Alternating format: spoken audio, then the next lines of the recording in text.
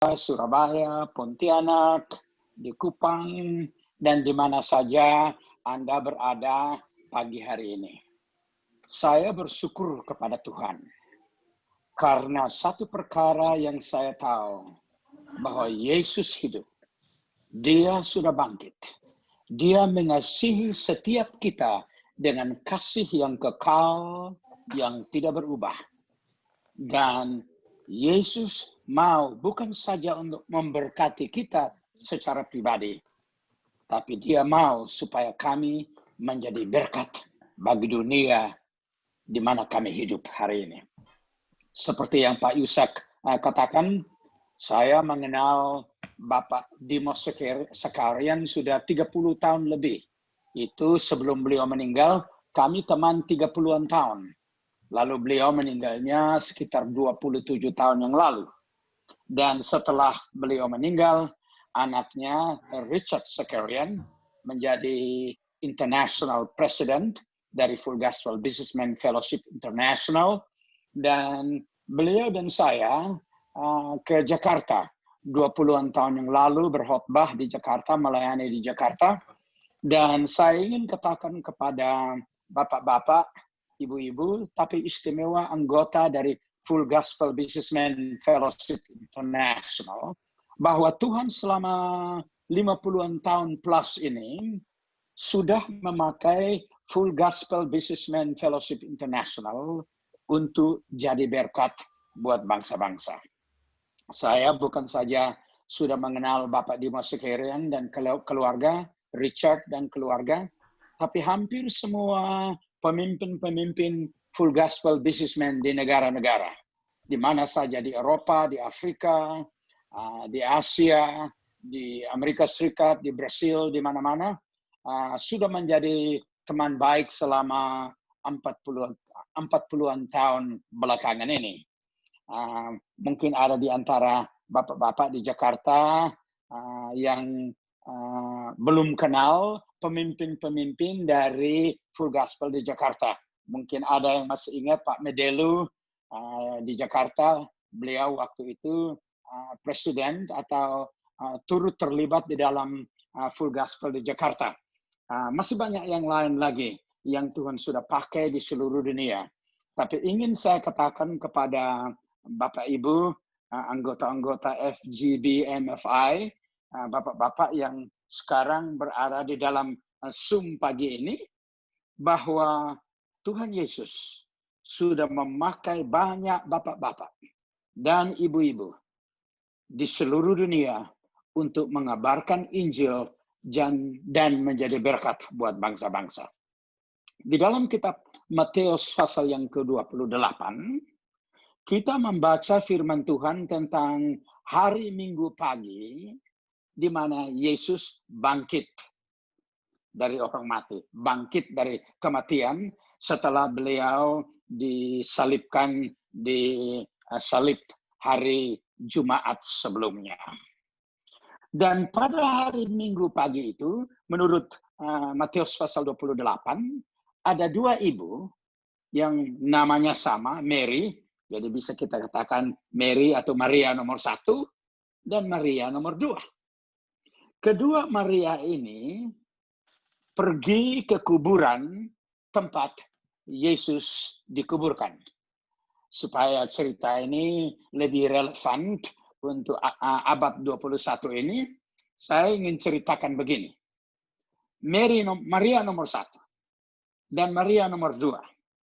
Dalam perjalanan untuk bertemu atau untuk mendapatkan Tuhan Yesus, Maria yang nomor 1 katakan pada Maria nomor 2, Maria, aku tadi malam dikirim Instagram dari teman Yusuf Arimatea. Beliau kirim Instagram dan dia kasih GPS-nya di mana beliau Tuhan Yesus dikuburkan. Jadi ini ada di telepon saya ini. Kita ikut aja petunjuk ke dalam GPS ini, kita pasti akan sampai ke sana. Lalu Maria nomor 2 katakan, iya, saya juga baru dapat teks dari Nikodemus. Beliau cerita bahwa kemarin dia sama Yusuf Arimatea, mereka meminta izin dari Pilatus, diberi izin untuk mengambil tubuh Yesus yang sudah mati dari salib dan ditaruh di kuburan punyanya Yusuf Arimatea. Jadi Maria nomor 2 katakan pada Maria nomor 1, puji Tuhan, Anda dan saya sekarang berjalan menuju ke kuburannya Yesus. Aduh, ini siapa yang nanti akan menolak batu besar yang ditaruh di depan kubur itu? Kedua Maria berbicara. Maria yang nomor 1 katakan, ya nanti kita lihat saja. Mudah-mudahan apa yang terjadi, saya tidak tahu bagaimana batu besar di depan kuburan itu akan disingkirkan.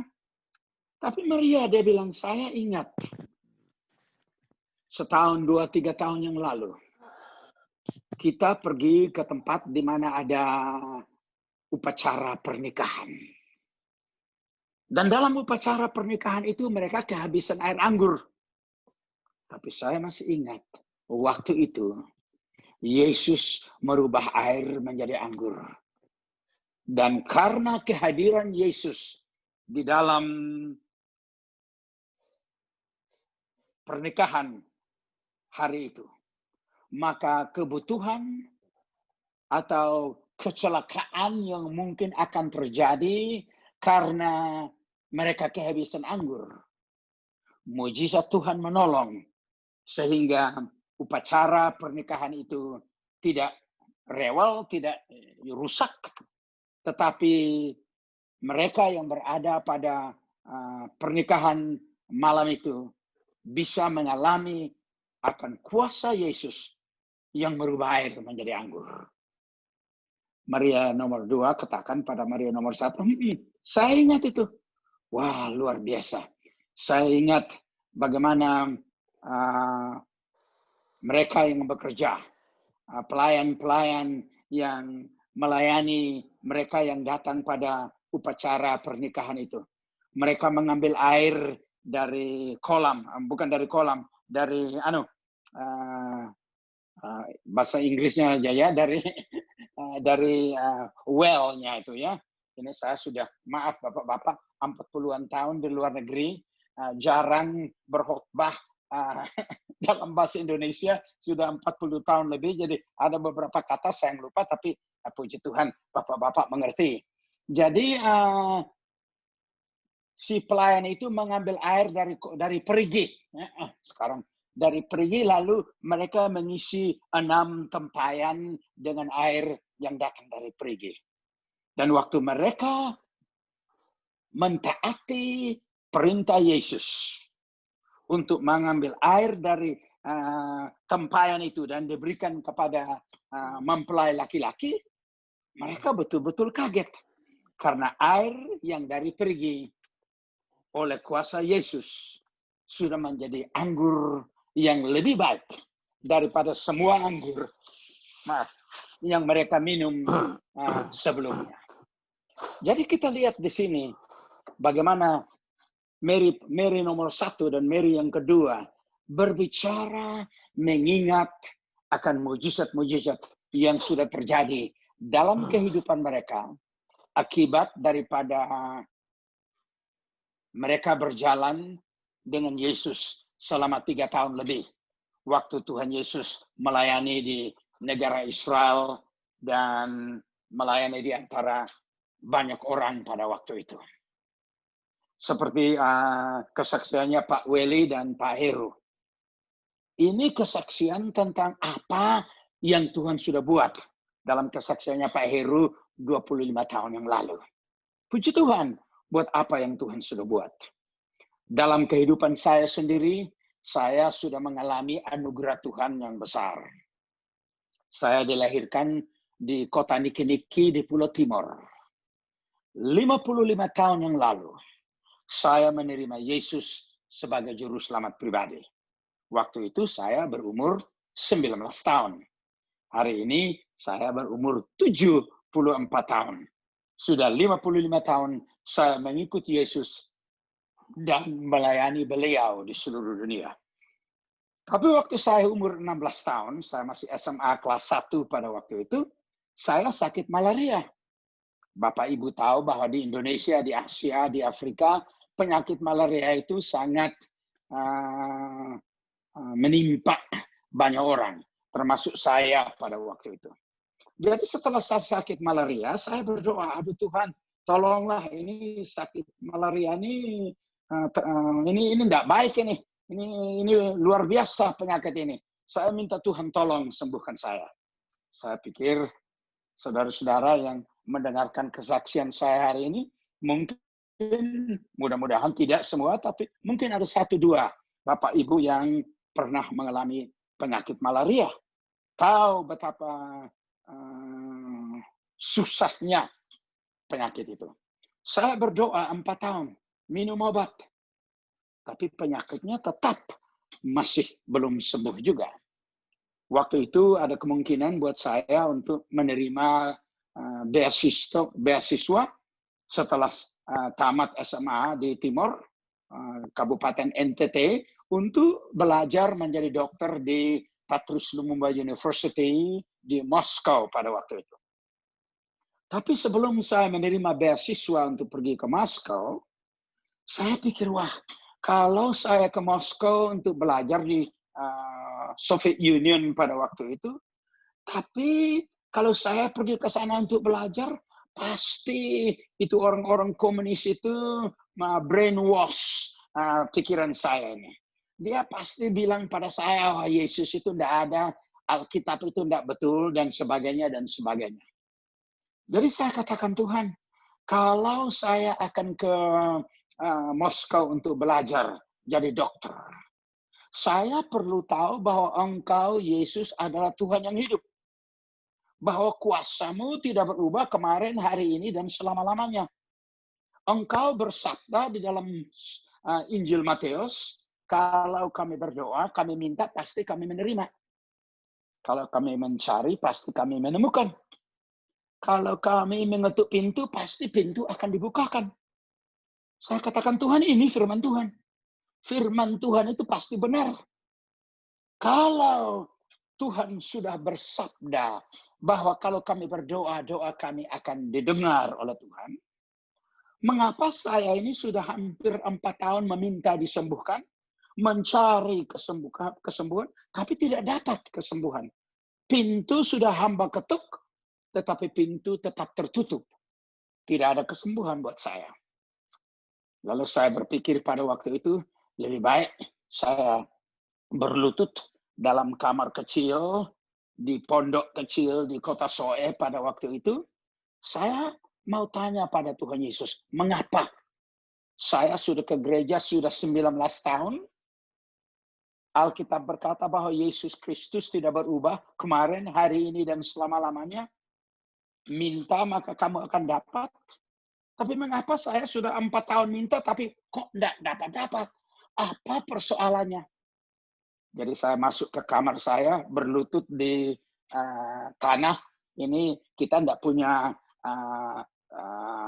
rumah dengan karpet yang bagus seperti bapak-bapak di Jakarta atau di Surabaya. Itu di timur kita punya pondok, atap rumput, dinding bambu, dan lantainya itu lantai tanah. Saya berlutut di tanah dan saya katakan, Tuhan, saya sudah ke gereja 19 tahun, tidak pernah lalai ke gereja. Tiap minggu saya ke gereja. Saya sudah berdoa 4 tahun untuk disembuhkan daripada penyakit malaria ini. Tapi mengapa Tuhan belum menyembuhkan hamba? Apa sih salahnya gereja Masehi Injili di Timor yang adalah gereja saya 19 tahun yang lalu? Bapak-bapak dari Manado, gereja Masehi Injili di Manado, orang Jakarta mungkin kenal gereja di Jakarta, gereja Protestan Jakarta, atau gereja apa saja yang mungkin Bapak menjadi anggotanya atau sudah ke sana. Saya anggota Gemit, gereja Timur. Saya tanya pada Tuhan, apa gereja Gemit ini, gereja Timur ini tidak benar ya Tuhan? Sehingga akibatnya doa saya untuk kesembuhan tidak terjawab oleh Tuhan. Lalu saya katakan pada Tuhan, apa sih tidak benarnya gereja Timor ini, gereja Gemit ini. Tuhan beritahu pada saya apa yang salah dengan gereja ini, nanti aku bersin mereka itu. Aku straighten them out. Aku akan beritahukan pada mereka kebenaran supaya gereja Timor ini bisa bertobat. Saya tanya pada Tuhan, apa salah gereja? Saya tunggu berjam-jam supaya Tuhan beritahukan apa yang salah dengan gereja Timor, gereja Gemit di Timor. Tapi tidak ada jawaban sama sekali. Lutut saya sudah pada sakit, berlutut di tanah berjam-jam tunggu suara Tuhan, tapi tidak ada jawaban. Apa salahnya gereja Timor? Lalu saya katakan, lebih baik saya ubah pertanyaan saya. Sebab kalau saya tanya apa jeleknya gereja Timor, ini Tuhan mungkin tidak akan mau jawab pertanyaan sedemikian. Lalu saya katakan, Tuhan, apa ada sesuatu yang tidak benar, yang salah di dalam kehidupan saya? Dan saat saya berdoa sedemikian, saya dengar suara Tuhan. Dan Tuhan berkata kepada saya, Mel, engkau sudah ke gereja 19 tahun lamanya. Tapi engkau bukan orang Kristen. Engkau bukan anak Tuhan. Saya kaget ini. Kenapa sih Tuhan berkata sedemikian kepada saya? Opa dan oma saya waktu misioner dari Holland ke Timor 100 tahun, 60 tahun yang lalu, opa dan oma pergi ke gereja. Papa dan mama menjadi anggota dari gereja Masehi Injili di Timor. Saya sendiri sudah 19 tahun ke gereja. Kenapa suara Tuhan berkata kepada saya, kamu, Meltari, bukan anak Tuhan, bukan orang Kristen. Wah, saya pikir Tuhan ini bicaranya tidak betul nih. Kenapa Tuhan bilang begitu? Saya sedikit tersinggung ya, Bapak Ibu. Saya bangkit dari berlutut, keluar dari pintu depan, dan saya katakan, lebih baik Tuhan sendirian aja di kamar itu. Ini kita tanya pada Tuhan, ini Tuhan jawabnya yang menyakiti hati kita. Jadi saya pergi ke rumah teman di dekat-dekat ke situ, tinggal dengan teman 2-3 hari. Dan dalam 2-3 hari itu saya berpikir, kenapa sih Tuhan katakan bahwa saya ini opa oma orang gereja, papa mama orang gereja, malah papa ini jadi penatua di gereja kita. Saya sudah ke gereja 19 tahun. Kenapa Tuhan berani bilang bahwa saya ini bukan anak Tuhan, saya ini bukan orang Kristen, padahal saya anggota gereja yang baik, yang tidak pernah tidak pernah lalai pergi ke gereja. 2-3 hari lagi sama teman, saya pikir lebih baik saya kembali ke kamar saya, berlutut di tempat yang sama, dan saya tanya Tuhan, kenapa Tuhan bilang begitu? Saya kembali ke kamar, berlutut di tempat yang sama, dan saya katakan, Tuhan, 2-3 hari yang lalu Tuhan katakan kepada saya bahwa saya ini bukan orang Kristen.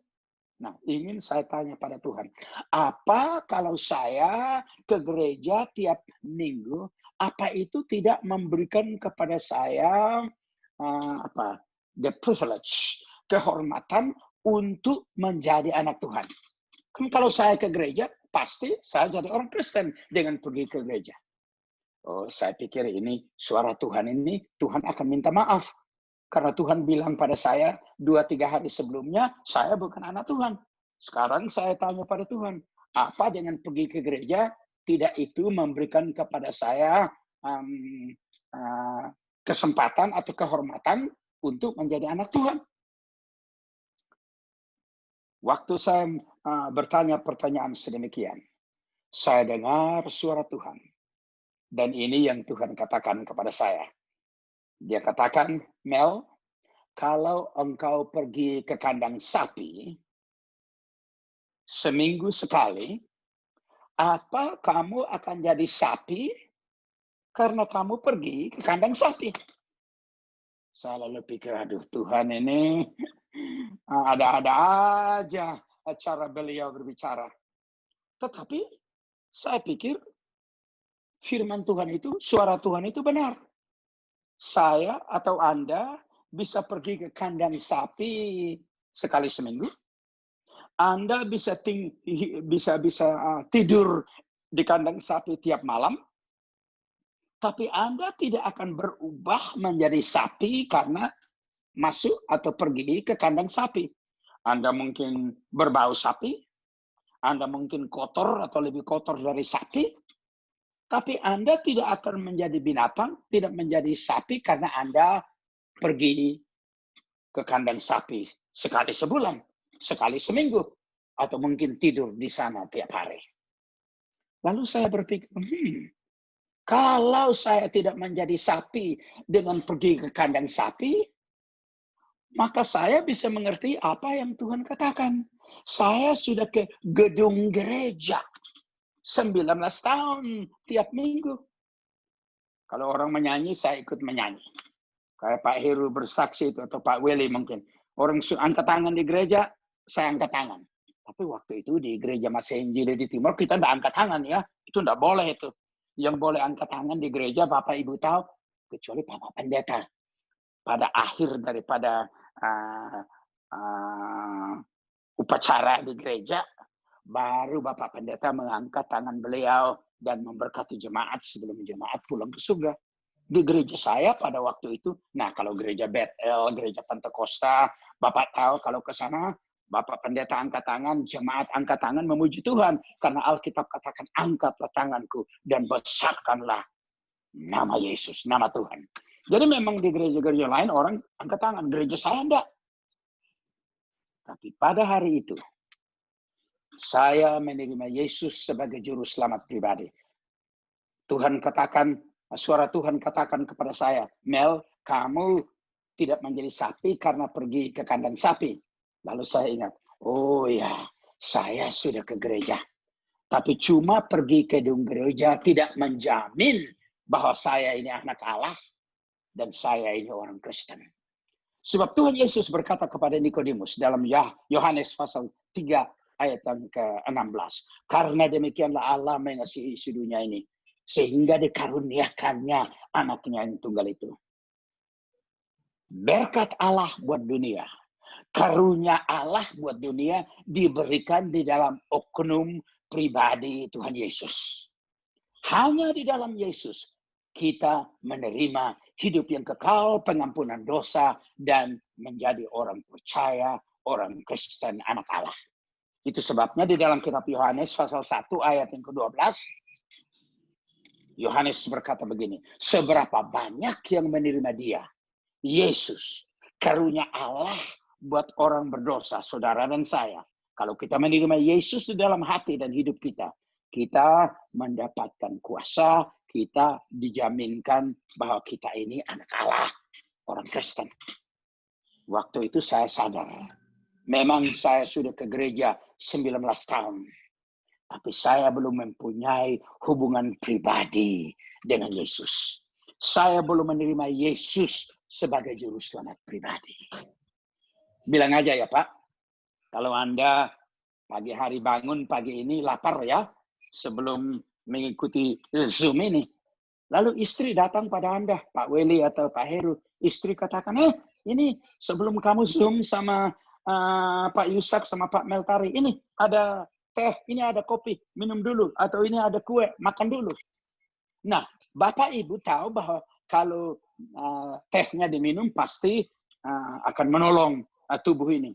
Kalau kuenya dimakan pasti membawa nutrisi menjadi berkat buat tubuh ini.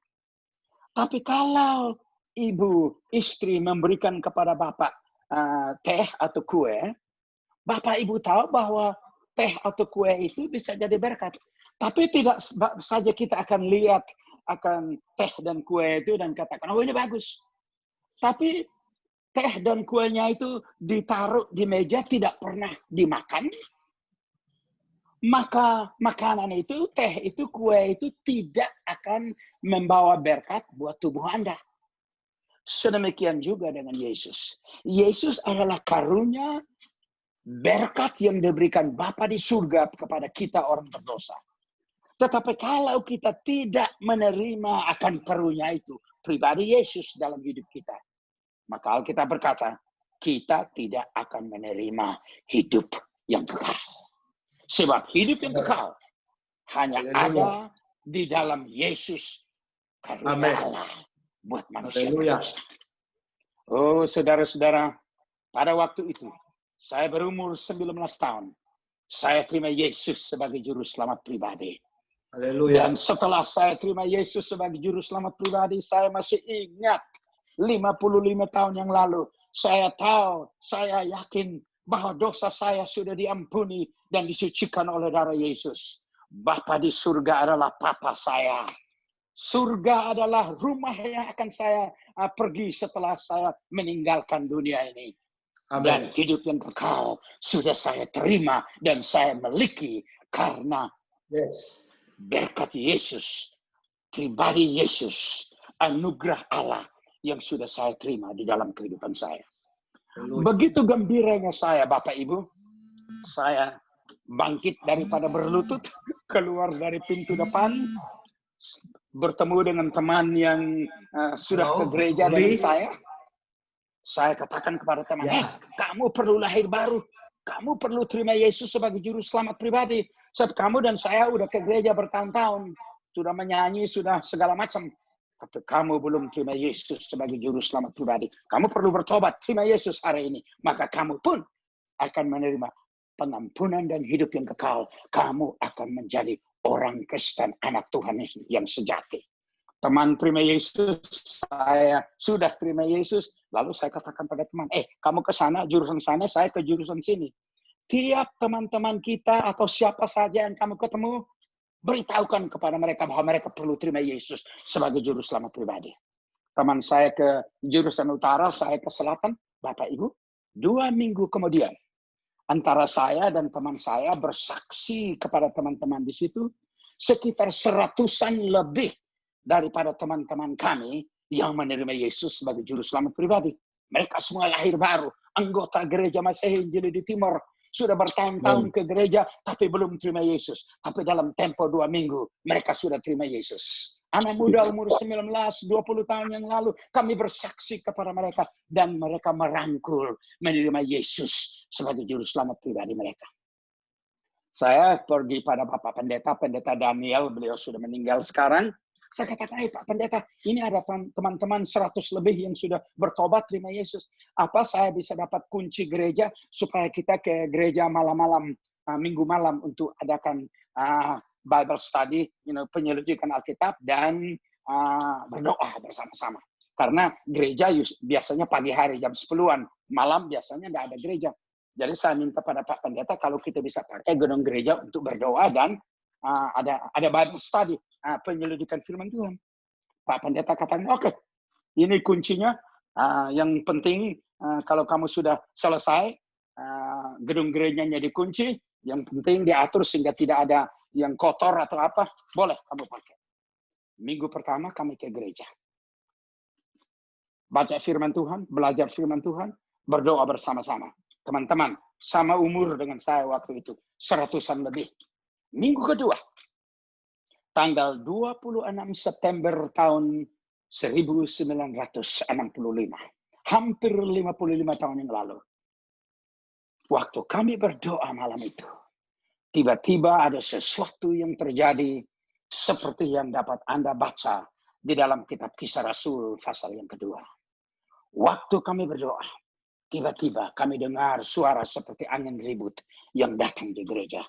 Itu sebabnya judul daripada buku saya yang saya tulis bahasa Inggris, Like a Mighty Wind, laksana angin ribut. Kami dengar suara angin ribut. Seperti yang disciples, murid-murid Tuhan dengar di Yerusalem pada hari Pentakosta. Dan setelah kami dengar suara itu, saya lihat ke kiri ke kanan, saya pikir, wah ini gedungnya bisa rubuh ini karena anginnya keras. Tapi waktu saya lihat ke kiri ke kanan, saya lihat ada seperti api, bahasa Indonesianya mesti saya ingetin, nyala api yang kecil kayak lilin, besaran sedikit dari lilin di kepalanya teman-teman saya yang berdoa pada waktu itu, termasuk kakak perempuan saya. Lalu saya pikir sih, ini di mana nih api di kepalanya teman-teman ini? Lalu saya ingat firman Tuhan dalam Kisah Rasul pasal yang kedua. Waktu Roh Kudus turun pada hari Pentakosta, bukan saja mereka dengar angin ribut, tapi api Roh Kudus turun ke atas jemaat, ke atas murid-murid 120-an yang berdoa satu hati satu tempat di hari Pentakosta di Yerusalem 2000 tahun yang lalu. Saat yang sama atau perkara yang sama yang terjadi di Yerusalem terjadi di gereja saya di kota Soe di Pulau Timur 55 tahun yang lalu. Dan waktu Roh Kudus Tuhan karuniakan kepada saya dan teman-teman dengan suara angin ribut dan api di atas kepala, api Roh Kudus. Waktu itu ada seorang teman yang datang ke depan dan dia katakan, "Hei teman-teman, ini yang kita alami malam ini adalah kepenuhan janji Tuhan. Bahwa dia akan menganugerahkan rohnya kepada semua manusia. Dan seperti yang sudah dia laksanakan di hari Pentakosta, malam ini kita terima urapan Roh Kudus. Sebab Yohanes Pembaptis berkata kepada murid-muridnya, aku membaptiskan kamu dengan air. Tetapi dia, Yesus yang datang setelah aku, akan membaptiskan kamu dengan Roh Kudus dan api. Malam itu Ibu Bapak, 55 tahun yang lalu, tanggal 26 September, Roh Kudus turun di gereja saya pada anak-anak muda 100-an yang berdoa dan yang memuji Tuhan pada malam itu. Lalu malam itu Tuhan berkata kepada kami, besok pagi kamu harus mengirim tim-tim pekabaran Injil kemana-mana untuk mengabarkan Injil. Sebab Roh Kudus diberikan kepada kamu bukan saja supaya kamu, aduh rasanya enak, kayak ada emas liquid, ada rasa panas, rasa dingin, ada kayak liquid emasnya turun dari kepala. Itu semua baik. Tidak ada salahnya kalau Anda mendapatkan manifestasi dari hadirat Tuhan. Tapi Tuhan memberikan rohnya bukan aja supaya saya dan Anda dapat manifestasi di badan dan lain-lain. Itu oke, tidak ada salahnya. Tapi maksud Tuhan memberikan kepada kita Roh Kudus. Yesus berkata, kamu akan menerima kuasa. Kuasa untuk apa? Supaya Anda disembuhkan? Kuasa untuk Anda berdoa buat orang sakit? Tidak.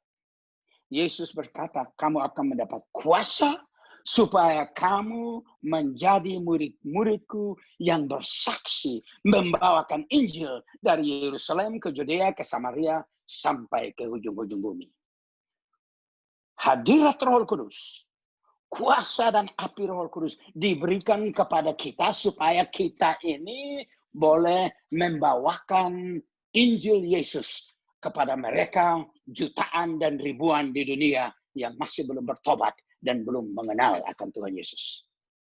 Saya mau beritahu pada bapak-bapak, anggota Full Gospel di Jakarta, saya mau ingatkan bapak-bapak satu perkara. Saya sudah dengar kesaksiannya Bapak Heru, saya bersyukur Bapak Heru sudah disembuhkan 25 tahun yang lalu. Sampai sekarang masih sembuh. Pak Willy, Tuhan sudah bantu di dalam rumah tangga. Dan saya percaya bapak-bapak yang lain ada kesaksian tentang kuasa Tuhan yang Anda sudah alami. Yes. Saya pun bisa bersaksi. Setelah kami keluar pergi kemana-mana mulai malam itu untuk mengabarkan Injil. Tuhan mengadakan mujizat-mujizat besar. Di kota Soe di mana saya datang, Tuhan mengubah air menjadi anggur. Yang kami pakai untuk perjamuan suci di gereja saya. Dan Tuhan merubah air menjadi anggur bukan saja 1 kali, 2 kali. Setiap bulan selama 5 tahun, Tuhan merubah air menjadi anggur. Dan saya, ini bukan minta maaf ya Bapak Ibu. Bapak Ibu udah baca dalam Alkitab bahwa Tuhan Yesus merubah air menjadi anggur. Puji Tuhan. Tapi itu terjadi 2000 tahun yang lalu di dalam perjamuan pesta di Kana. Ingin saya beritahu pada Bapak Ibu pagi ini. Bukan saja Yesus buat mujizat air menjadi anggur di Kana, tapi Tuhan sudah buat mujizat itu di gereja saya di Pulau Timur dari tahun 65 sampai mungkin tahun 70-an. Bukan saja Petrus dan Maria yang mereka minum air anggur yang diubah oleh Yesus dari air. Saya pun dan teman-teman di Timur sudah meminum air yang Tuhan ubah menjadi anggur. Saya memuji Tuhan karena Yesus Kristus tidak berubah kemarin, hari ini, dan selama-lamanya. Dan bukan saja saya sudah mencicip air yang Tuhan sudah ubah menjadi anggur. Selama 55 tahun yang terakhir ini, Tuhan kirim ke seluruh dunia untuk mengabarkan Injil. Jutaan orang sudah menerima Yesus sebagai juru selamat pribadi. Saya bertemu hari kemarin beberapa bulan yang lalu dengan seorang pendeta dari Vietnam. Dia katakan kepada saya, Pak Pendeta Mel, ini buku Anda kami terjemahkan di dalam bahasa Vietnam. Dan 1,5 juta orang di negara Vietnam sudah terima Yesus sebagai juru selamat pribadi karena kesaksian Anda. Selama 50 tahun yang terakhir ini, sudah kami lihat jutaan orang di seluruh dunia yang terima Yesus sebagai juru selamat pribadi. Kami sudah lihat orang mati yang dibangkitkan. Bukan saja Lazarus dibangkitkan dari orang mati. Orang mati di Timur sudah dibangkitkan. Teman saya yang sudah melayani di negara Mozambik, Roland dan Heidi Baker, saya berada pada waktu mereka kawin, saya teman pengantin laki-laki. Setelah mereka kawin ke honeymoon mereka, pulang dari honeymoon mereka, saya jemput di harbor di never mind, lupa nih bahasa Inggrisnya, bahasa Indonesianya harbor ini, di laut, itu ketemu mereka di sana. 2-3 hari kemudian saya taruh mereka di pesawat terbang. Mereka terbang ke Indonesia, melayani di Jakarta dan di Bali sekitar 1 tahun. Dari Bali, dari Jakarta, ini tahun 40 tahun yang lalu ya, 40 tahun yang lalu. Dari Jakarta mereka ke Filipina, ke China, ke Eropa, kemana-mana. 25 tahun yang lalu, Tuhan kirim mereka ke Mozambik. Dan selama 20 tahun yang terakhir ini, mereka sudah mendirikan sekitar 5.000-an plus gereja di negara Mozambik dan di negara-negara Afrika yang lainnya. Mereka sudah lihat kebanggaan rohani yang besar, di mana jutaan orang dicapai dengan Injil Yesus. Dan mereka sudah lihat 150-an orang yang dibangkitkan dari mati. Yang buta melihat, yang berjalan, orang lumpuh berjalan, yang tuli mendengar, yang bisu bercakap. Karena Yesus Kristus tidak berubah. Kuasa Tuhan itu tidak berubah. Saya lupa cerita ya Pak. Habis saya berdoa hari itu dan terima Tuhan Yesus, begitu senang saya kemana-mana bersaksi kepada teman-teman yang belum bertobat supaya mereka terima Yesus. Percaya enggak? Saya lupa minta Tuhan Yesus untuk menyembuhkan penyakit malaria saya. Lupa sama sekali. Kemana-mana kabar Injil, tapi lupa minta kesembuhan untuk diri saya sendiri. Tapi sudah Ibu Bapak tahu apa yang terjadi. Sebulan kemudian, saya rasanya ini penyakit malarianya udah hilang nih. Nggak ada lagi. Saya nggak minta disembuhkan. Tapi kelihatannya kayak saya udah disembuhkan. 6 bulan yang lalu tidak ada penyakit malaria. Saya katakan ini pasti Tuhan sudah sembuhkan saya. Setahun lagi tidak ada penyakit malaria. Saya tahu bahwa mujizat kesembuhan sudah Tuhan berikan kepada saya. Haleluya, puji nama Yesus. Saudara-saudara, 55 tahun hari ini, sudah 55 tahun setelah saya terima Yesus. Saya lupa minta Yesus sembuhkan saya. Tapi Tuhan sudah sembuhkan saya dari penyakit malaria. Saya tidak pernah sakit apapun juga selama 55 tahun yang terakhir ini. Apa sebabnya? Saya menerima Yesus sebagai juru selamat pribadi. Tapi Yesus yang saya terima, bukan saja beliau adalah juru selamat. Beliau adalah the healer, penyembuh, dokter yang ajaib. Jadi waktu saya terima Yesus, beliau di samping adalah juru selamat, beliau pun adalah dokter saya. waktu Tuhan yang adalah penyembuh itu masuk dalam hati saya, dia bawa kesembuhan buat penyakit malaria yang sudah saya alami 3-4 tahun lamanya di SMA pada waktu itu. Sudah 50 tahun yang lebih. Tidak ada penyakit yang menimpa hidup saya. Sekarang kita ada COVID-19 di mana-mana. Tapi puji Tuhan, kesembuhan yang Tuhan berikan, kuasa yang Tuhan tunjukkan 55 tahun yang lalu masih tetap berada di dalam tubuh saya. Karena kehadiran Yesus di dalam saya.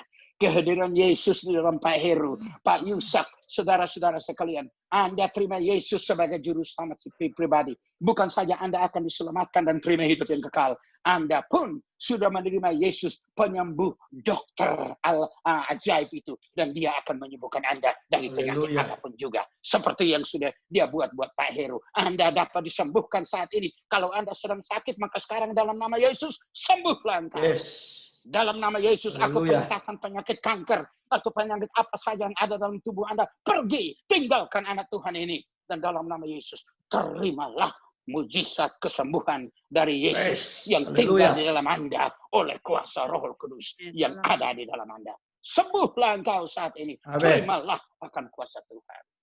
Amin. Saudara-saudara yang kekasih, saya selama 55 tahun ini sudah melihat orang mati dibangkitkan. Orang yang lumpuh berjalan, segala macam keajaiban yang Tuhan buat. Tapi saya ingin ingatkan Bapak Ibu semua, saya tidak pernah membangkitkan orang mati. Saya tidak pernah menyembuhkan yang sakit. Saya tidak pernah menyembuhkan yang buta supaya melihat. Tidak pernah, karena manusia tidak ada kuasa. Tapi Yesus yang saya jangkau. Yesus yang saya minta datang dan tinggal dalam hidupku. Roh Kudus yang turun di dalam kehidupan kami 55 tahun yang lalu. Yesus itulah oleh kuasa Roh Kudus yang menyembuhkan, yang membangkitkan orang mati, yang merubah air menjadi anggur, dan yang mengadakan mujizat-mujizat besar di dalam kehidupan jutaan orang di seluruh dunia 55 tahun yang terakhir ini. Ibu Bapak mau tahu mujizat Tuhan yang ada, yang kita bisa alami dalam hidup ini. Saya kan orang Timor. Orang Timor kan orang miskin. Itu ada Bapak pendeta dari Alor yang saya bicara dengan Bapak sebelum Zoom ini berjalan, kita mulai. Orang Alor, orang Timor. Apalagi 55 tahun yang lalu ya. Orang miskin. Jalan dari Kupang ke Soe cuma 111 km. Waktu itu bisa seminggu sama truk ya dari Kupang ke Soe itu. Wah, sekarang udah maju, udah diaspal jalannya, 2,5 jam orang sama mobil udah bisa dari Kupang ke Soe.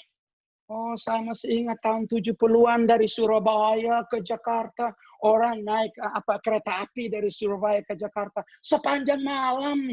Oh, jam 6 sore dari Surabaya, tibanya di Jakarta baru besoknya jam berapa itu? Jam 10, jam berapa itu baru tiba. Oh, sekarang tidak lagi dengan Garuda atau dengan pesawat apa saja, orang sejam dari Jakarta udah bisa ke Surabaya. Orang udah bisa keliling dunia karena kemajuan teknologi zaman ini. Saya orang Timor, orang miskin. Tapi 55 tahun yang lalu, oleh kuasa Roh Kudus, Tuhan berkata kepada saya, Mel, aku akan kirim engkau ke seluruh dunia untuk memberitakan Injilku.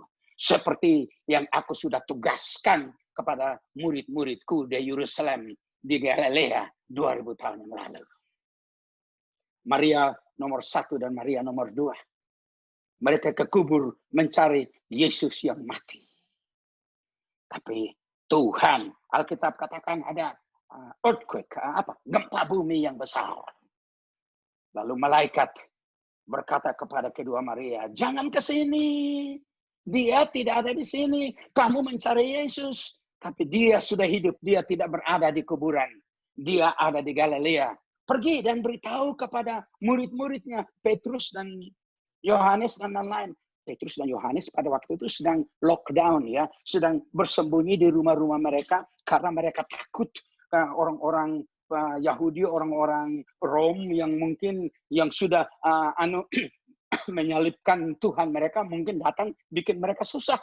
Jadi mereka dalam lockdown, mereka sembunyi, mereka ada dalam rumah. Tapi malaikat katakan kepada kedua Maria, bangunin itu laki-laki penakut itu. Beritahu pada murid-murid itu, pergi ke Galilea. Di sana mereka akan bertemu dengan dia, Yesus yang sudah dibangkitkan. Yesus yang hidup. Matius pasal 28 memberitahukan kepada kita, murid-murid pergi ke Galilea. Dan Yesus berkata kepada mereka, segala kuasa di surga dan di bumi sudah diberikan kepadaku. Jadi dia katakan, pergi kamu ke seluruh dunia, kabarkan Injil. Ibu bapak, saudara-saudara sekalian yang kekasih. Anda menerima Yesus sebagai juru selamat pribadi, supaya Anda dapat terima hidup yang kekal. Puji Tuhan. Anda bisa disembuhkan seperti Pak Heru. Puji Tuhan. Tapi maksud berkat Tuhan buat Anda, bukan saja supaya saudara dan saya diberkati dan terima hidup yang kekal untuk diri sendiri. Tidak. Tuhan memberikan kepada kita kuasa Roh Kudus, supaya Injil kebenaran ini dapat kita beritakan ke seluruh dunia. 55 tahun yang terakhir ini, Ibu Bapak, dengan berkat Tuhan, orang miskin dari timur, sudah Tuhan kirim dari timur ke Bali, ke mana-mana di seluruh Indonesia, dari Sabang sampai Merauke. 42 tahun yang lalu, saya berkhotbah, bersaksi dalam Full Gospel Businessman di Hotel Indonesia. Waktu itu Papa Alex Kandel dan ketiga putranya terima Yesus sebagai juru selamat pribadi. Banyak orang di Indonesia sudah terima Yesus sebagai juru selamat pribadi. Bukan saja lewat pelayanan saya, tapi pelayanan mereka yang lain selama 55 tahun yang lalu. Dan keajaiban Tuhan. Dari timur Tuhan kirim bukan saja ke Indonesia, dari Sabang sampai Merauke, tapi Tuhan kirim ke Malaysia, ke India, ke negara-negara Afrika, ke Brasil, ke Amerika Serikat. Saya selama 55 tahun yang lalu ini sudah mengunjungi semua negara di seluruh dunia. Mahal dong kemana-mana. Cuma mungkin kalau orang konglomerat di Jakarta aja yang ada duit banyak untuk kemana-mana ke seluruh dunia. Tapi saya tanya teman-teman yang konglomerat, Anda udah ke seluruh dunia? Sudah ke semua negara? Tidak. Bukan karena tidak ada uang. Ya, ada uang sih, ada. Mau pergi sih bisa, karena uangnya banyak. Tapi banyak, mereka belum ke seluruh dunia. Ini anak timur ini yang terima Yesus karena kuasa Tuhan sudah berkunjung ke seluruh dunia. Untuk senang-senangan?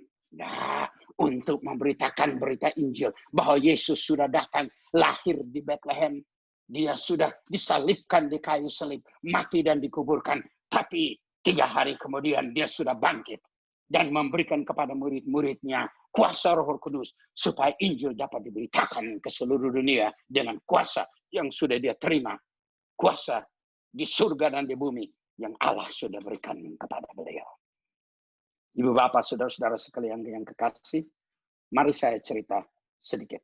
Full Gospel Businessman itu bukan saja untuk memberkati kita businessman supaya kita dapat duit, jadi kaya, jadi konglomerat.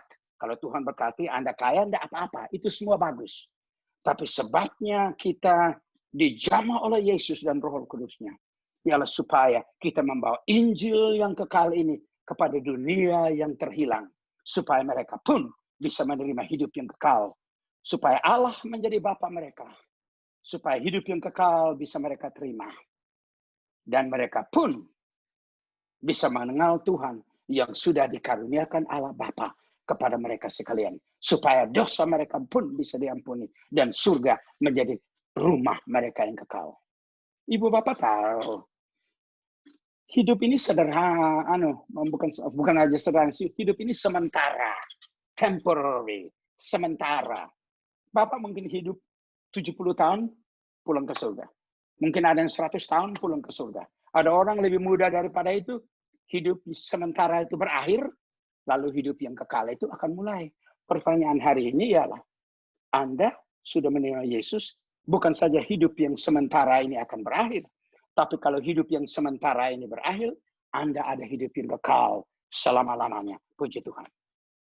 Tapi ada jutaan orang di Indonesia, di Jakarta, di Surabaya, di Pontianak, di Ambon, di Papua, di Cirebon, di Semarang, di mana-mana, di Medan, di Palembang, di pulau-pulau Indonesia, di Malaysia, di Filipina, di India, di China, di mana-mana di Afrika. Ada jutaan, bahkan miliar orang-orang yang belum kenal Yesus sebagai juru selamat pribadi. Kalau mereka tidak terima anugerah hidup yang kekal, maka Alkitab berkata, waktu mereka mati, mereka akan masuk ke dalam neraka yang kekal. Ibu Bapak, tidak bisa kita biarkan mereka untuk masuk ke neraka yang kekal. Karena kita tahu Yesus sudah datang, supaya jangan seorang pun akan binasa. Tetapi dengan menerima dia, mereka bisa menerima anugerah hidup yang kekal. Itu sebabnya kita dipanggil Tuhan sebagai full gospel businessman ini untuk membawa Injil kebenaran, Injil keselamatan Yesus kepada dunia yang terhilang. Saya kenal Bapak Dimas Sekarian. Kami teman puluhan tahun sebelum beliau meninggal. Anaknya Bapak Richard Sekarian, teman baik sampai beliau meninggal. Kami sudah sama-sama keliling dunia, melayani di full gospel, di gereja, di sekolah Alkitab, segala macam di seluruh dunia. Saya kenal mereka baik. Tapi mereka, kalau Bapak Sekarian, Dimos, atau anaknya Richard berbicara kepada Anda hari ini, dia akan katakan kepada Anda sekalian, full gospel ada di sini. Bukan saja supaya kita diberkati secara rohani dan secara jasmani dan secara financial, ya keuangan. Tapi kita diberkati supaya menjadi berkat. Supaya mereka yang belum kenal Yesus bisa datang, merangkul dan menerima hidup kekal yang Yesus sudah sediakan kepada mereka. Dalam Matius pasal yang ke-28. Tuhan Yesus katakan kepada murid-muridnya, pergi ke seluruh dunia. Selama 3,5 tahun, murid-murid mengikuti Tuhan Yesus. Mereka keliling-keliling kabar Injil dengan Yesus. Mereka lihat segala macam mujizat, air jadi anggur, roti yang diperbanyak. Tuhan sudah buat mujizat yang sama di timur dan di tempat-tempat lain. Tapi saya tidak ada waktu hari ini untuk cerita semua mujizat ini. Sebab memang mujizat itu luar biasa. Memang mujizat itu bagus. Tapi Yesus lebih penting. Yesus more important. Yesus lebih penting daripada mujizat. Saudara bisa dapat mujizat, tapi tidak tahu Yesus. Kalau saudara terima Yesus, bukan saja saudara terima hidup yang kekal, mujizat pun kesembuhan Tuhan akan berikan kepada mereka. Saya sudah disembuhkan selama 55 tahun dari penyakit malaria. Tahun lalu saya ada di Prancis.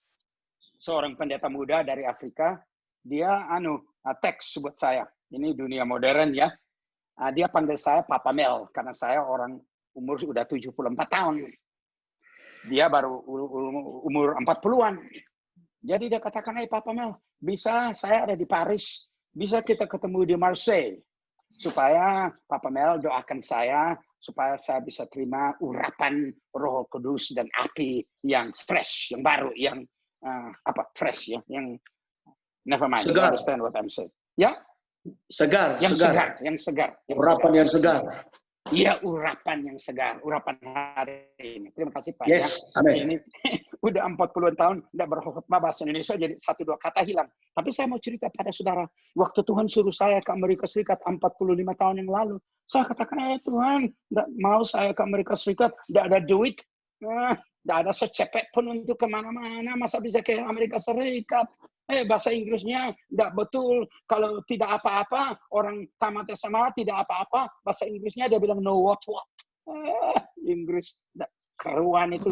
Tuhan suruh saya ke Amerika Serikat buat apa? Bagaimana saya bisa ngomong Inggris tamat aja SMA, Inggrisnya morat-marit, no what, you know, never mind. Saya tiba di Amerika Serikat, ada teman yang mau datang untuk menerjemahkan. Tapi dia tidak muncul, dia lupa. Tapi waktu itu Tuhan beri buat saya kemampuan untuk berbicara di dalam bahasa Inggris kepada mereka di Amerika Serikat waktu itu. Dan anugerah bahasa Inggris yang Tuhan berikan kepada saya sudah pakai selama hampir 50 tahun berbicara dalam bahasa Inggris kepada mereka di seluruh dunia. God is a wonderful God. Nothing is impossible for him. And so, go forward as I release you to be a blessing to your generation for the glory of God. Saudara-saudara, 55 tahun saya sudah lihat kuasa Tuhan. Saya selesaikan dulu cerita tentang ini. Pendeta dari Afrika, Saya berdoa buat dia di kota Marseille, dia keliling Prancis, kabar Injil. Dia ke sebelah utara Prancis. 2 minggu kemudian setelah kita berdoa, dia teks lagi buat saya, SMS ya. SMS itu kata Indonesia, SMS. Dia kata, Papa Mel. Dia bilang, Papa Mel, ini kemarin saya baru dapat teks dari ada ibu ini. Saya berkhotbah di tempatnya dia sekitar seminggu lalu. Dia SMS pada saya dan dia bilang, Pak Pendeta. Oh enggak, bukan SMS waktu itu. Pendetanya SMS buat saya. Tapi Pak Pendeta ini ditelepon sama ibu di sebelah utara Prancis, sekitar 200-an kilometer dari Paris. Dan ibu itu katakan, ya Pak Pendeta, ini anak saya yang umur 18 tahun. Dia sakit, kami bawa ke rumah sakit. Kemarin 2 hari yang lalu meninggal anak ini. Sekarang anak ini kita mau kuburkan, tapi sebelum kami kuburin anak ini, Pak Pendeta tolong doainlah si anak perempuan yang sudah meninggal 1-2 hari ini, umur 18 tahun. Pak Pendeta katakan, oke, taruh telepon di telinganya anak itu, nanti saya doakan dari Paris. Pendetanya berdoa, waktu pendetanya katakan amin, si anak 18 tahun yang udah meninggal sehari 2 ini, bangkit dari orang mati. Dan dia katakan kepada Pak Pendeta, waktu Pak Pendeta katakan amin dan berdoa buat saya lihat tangan yang besar, rangkulin, grab me, pegangin saya. Dan waktu Pak Pendeta katakan amin, dia taruh roh saya kembali pada tubuh saya. Itu sebabnya sekarang saya hidup, saya sudah dibangkitkan dari orang mati. Ibu bapak, saudara-saudara sekalian, ini baru aja terjadi beberapa bulan yang lalu, bulan Juli yang lalu, tahun lalu di negara Prancis. Tuhan kuasanya tidak berubah. Tuhan punya rencana buat manusia dan buat dunia. Tetapi supaya kuasa Tuhan dinyatakan, kita sebagai anggota-anggota dari Full Gospel Businessman harus mendengar perintah yang Yesus berikan kepada murid-murid. Selama 3,5 tahun, mereka keliling-keliling negara kecil sebesar tidak sebesar Pulau Jawa. Orang negara Israel itu kecilan, lebih kecil dari Pulau Jawa. Negara kecil, mungkin Jawa Barat besarnya. 3,5 tahun mereka keliling mendengarkan khotbah dan pelayanan Yesus. Mereka lihat banyak mujizat, Lazarus yang dibangkitkan dan segala macam mujizat yang Anda baca di dalam Alkitab. Tapi di Gunung Galilea, Tuhan Yesus katakan kepada mereka, segala kuasa di surga dan di bumi sudah diberikan kepadamu. Pergilah engkau ke seluruh dunia, memberitakan Injil ini, menjadikan mereka dari segala bangsa murid-muridku. Dan kemana saja kamu pergi sampai akhir zaman, Immanuel, aku Allah akan tetap menyertai kamu. Puji Tuhan, saudara-saudara. Apostle Thomas pergi ke India. Murid yang satunya ke Ethiopia, ke Afrika, yang satunya ke Eropa, kemana-mana. 2000 tahun, Injil sudah dikabarkan ke seluruh dunia. Waktu Yesus berkata kepada murid-murid, pergi ke seluruh dunia, dia meruntuhkan tembok penghalang yang hanya, let me think it in English. He gave them the breakthrough. He destroyed the limitation, the geographical limitation of traveling in a small area. Tuhan Yesus tidak lagi mengatakan kepada murid-murid supaya hanya keliling negara Israel saja. Tuhan Yesus meruntuhkan, dia menghilangkan limitasi untuk hanya menginjil di negara kecil Israel. Tuhan kirim mereka ke seluruh dunia. Bukan saja satu negara kecil, tapi negara-negara di seluruh dunia. Termasuk kita di Indonesia sudah mendengarkan Injil. Karena misioner-misioner yang Tuhan kirim ke Indonesia. Orang di Brasil, di Amerika Serikat, di mana-mana. Hari ini, Ibu Bapak sekalian yang kekasih. Tidak lagi kita hanya dilimiti, dibatasi pada negara kecil di Israel.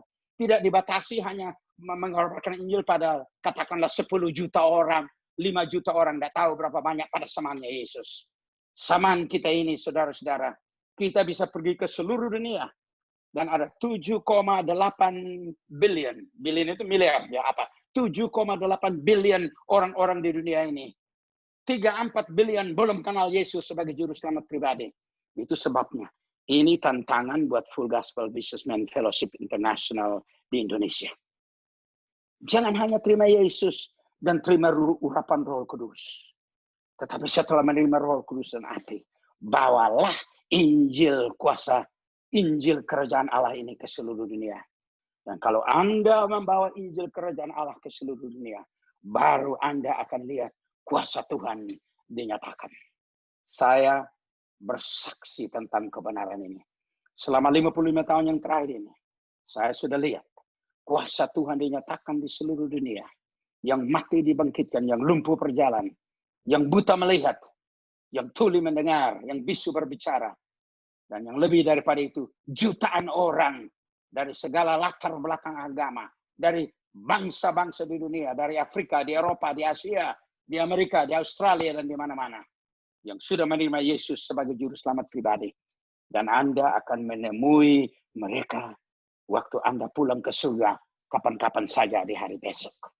Ibu bapak sekalian, kita mendapat kehormatan untuk merangkul dan menerima hidup yang kekal, keselamatan, pengampunan, kesembuhan, kuasa, berkat rohani, jasmani, dan berkat keuangan. Tapi itu bukan untuk diri kita saja, bukan untuk keluarga saja, bukan untuk saya dan istri dan anak-anak dan keluarga dekat saja.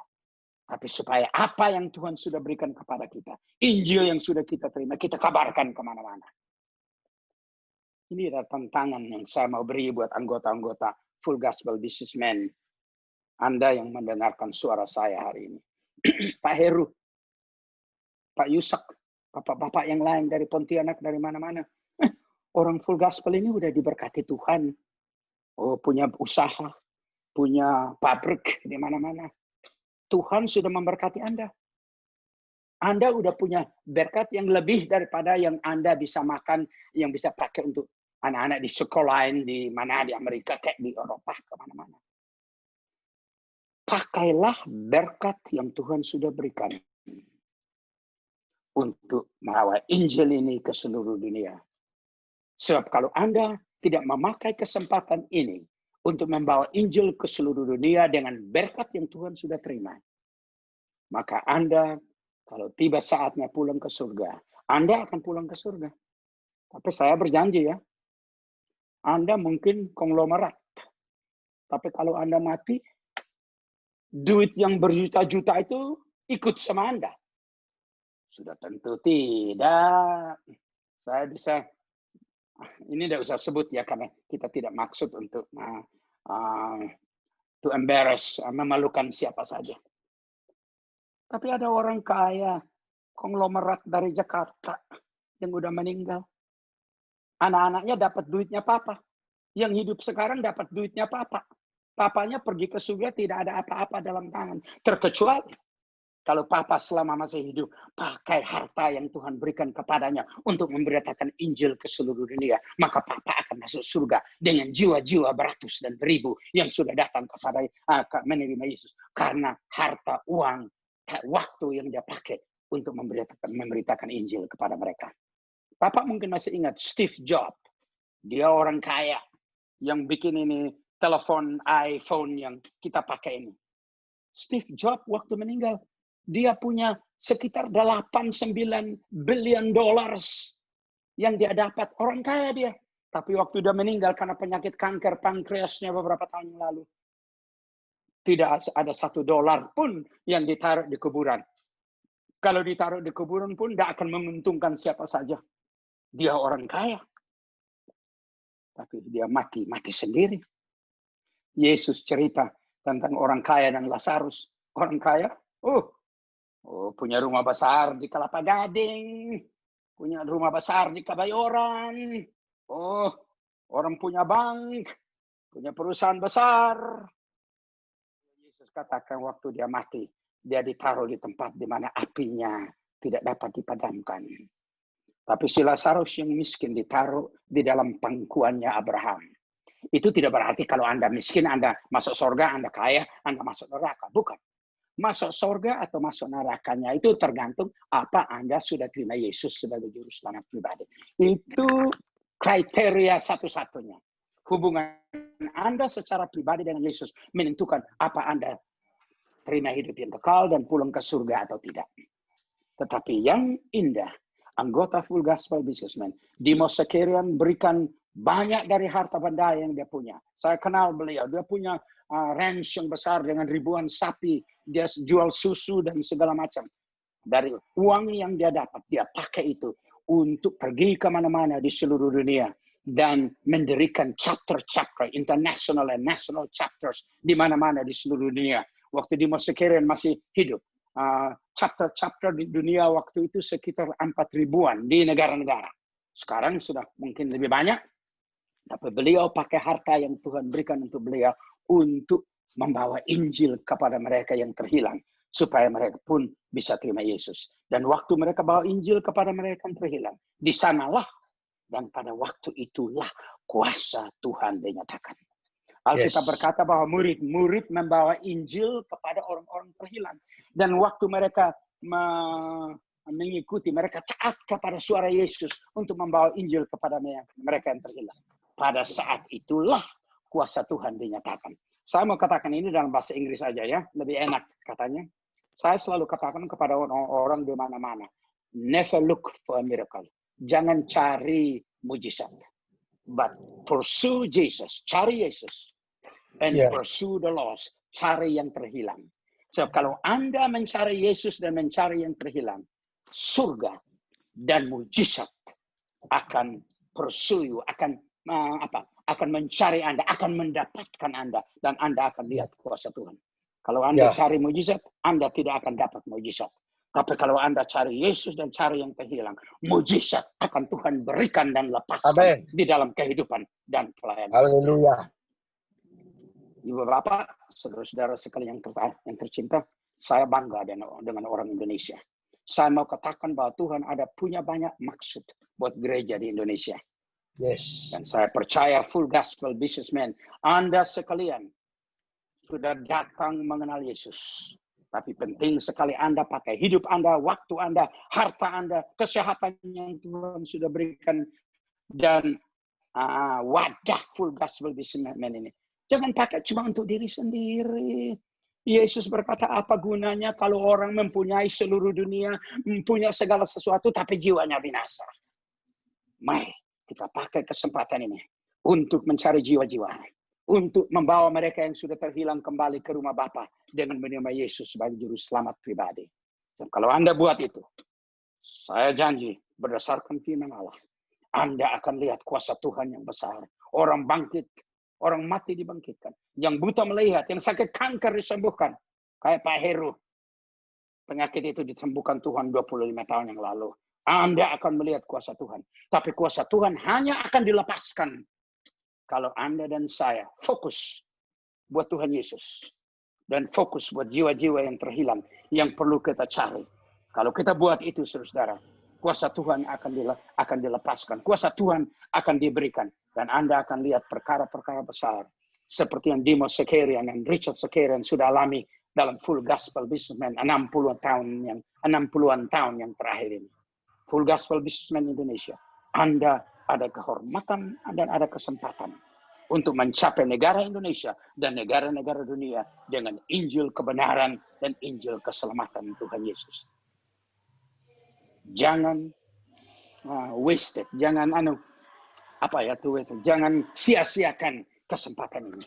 Tapi pakai kehidupan dan berkat yang Tuhan sudah terima ini untuk membawakan kehidupan kekal, surga abadi kepada mereka yang masih terhilang di Indonesia dan di mana-mana di seluruh dunia. Saya mau katakan terima kasih untuk kesempatan yang Pak Yusak dan teman-teman di Full Gospel Businessman Indonesia memberikan kepada saya untuk bisa memberikan kesaksian ini. Tapi saya mau katakan, kesempatan buat bangsa Indonesia dan gereja Tuhan di Indonesia bangkit untuk menjadi berkat buat bangsa-bangsa. Kesempatan itu adalah kesempatan kita sekarang. Ya. Kalau anak dari timur pulau miskin itu bisa keliling dunia 55 tahun yang lalu, 55 tahun lamanya, dan masih lihat kuasa Tuhan dan jutaan bertobat. Oh, tidak mungkin. Lebih hebat lagi Tuhan bisa pakai Oh, full gospelment dari Jakarta, dari Pontianak, dari ujung pandang, dari mana-mana. Surabaya, Tuhan bisa pakai Anda sekalian untuk jadi berkat buat bangsa Indonesia dan bangsa-bangsa dunia. Ini tantangan firman Tuhan buat Anda hari ini. Itu sebabnya saya terima undangan untuk berbicara kepada Anda sekalian pagi ini. Sebab saya mencari Dimas Sekerian dan Richard Sekerian dari Full Gospel Businessman yang masih hidup hari ini. Pak Medelu, orang-orang Full Gospel dari Indonesia yang akan bangkit dan bawa Injil ke seluruh dunia bagi hormat dan kemuliaan daripada Tuhan Yesus Kristus. Sebelum saya mengakhiri akan firman Tuhan ini, kalau ada di antara Anda sekalian yang mendengarkan firman ini dan Anda belum terima Yesus sebagai juru selamat pribadi, saat ini adalah saat untuk terima Yesus.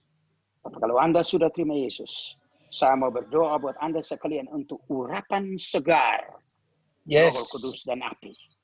Dan kalau Anda mau urapan segar Roh Kudus dan api, saya minta taruh tangan kiri di dada Anda. Taruh tangan kiri di dada Anda. Dan angkat tangan Anda, tangan kanan Anda. Angkat tangan Anda berserah kepada Tuhan Yesus. Sebab saya mau berdoa kepada Anda hari ini. Yesus berkata, kalau kamu minta, maka Bapa akan menganugerahkan kepadamu Roh Kudus yang kamu minta. Maka saat ini, dengan hati yang terbuka, hamba berdoa dalam nama Yesus. Bapa, karuniakanlah kepada tiap anak-anakmu yang mendengarkan suara hamba lewat Zoom ini. Dalam nama Yesus, terimalah akan urapan segar daripada Roh Kudus dan api di dalam kehidupan Anda.